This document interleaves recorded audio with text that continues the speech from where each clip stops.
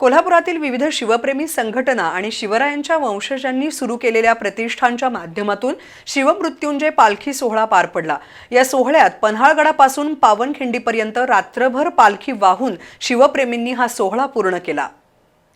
शिवमृत्युंजय पालखी सोहळ्याला 29 जुलै 2026 रोजी सायंकाळी 7 वाजता पन्हाळ्याहून सुरुवात झाली। वीर बाजी प्रभू आणि वीर शिवा काशीद यांना अभिवादन करून या पालखी सोहळ्याला सुरुवात झाली।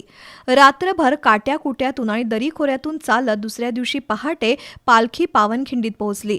मोहीम पूर्ण झाल्यानंतर झालेल्या कार्यक्रमात कार्याध्यक्ष मराठा तितुका मेळवावा प्रतिष्ठानचे अध्यक्ष योगेश केरकर यांच्या हस्ते पन्हाळा पावनखिंड मोहिमेमध्ये सहभागी शिवप्रेमी ग्रुपचा सन्मानपत्र देऊन गौरव करण्यात आला।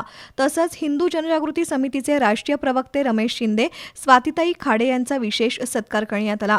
त्याचबरोबर डॉक्टर अमर अडके यांचा मैत्रेय ग्रुप, शिवशौर्य प्रतिष्ठान, बाजीप्रभू प्रतिष्ठान, शिवप्रेमी ग्रुप, महारुद्र ट्रेकर्स, कमलोजी साळुंखे प्रतिष्ठान, बापूसाहेब जमदाडे युवा प्रतिष्ठान, विकास जाधव, प्रवीण जाधव यांचा, संदेश आणि निलेश देशपांडे, आनंदराव काशीद आणि सुहास साळुंखे यांच्या हस्ते सत्कार करण्यात आला। तब्बल 107 वेळा रक्तदान करणाऱ्या अनिश पोद्दार यांचाही विशेष सत्कार झाला। या प्रसंगी मंदिर महासंघाचे अशोक गुरव, शिवानंद स्वामी, अश्विनी माळकर, शीलाताई माने, मलकापूर नगराध्यक्षा रश्मी कोठावळे, विशाळगडचे सरपंच चंद्रकांत पाटील, रामभाऊ मेथे, बाबा भोपळे यांच्यासह शिवप्रेमी उपस्थित होते।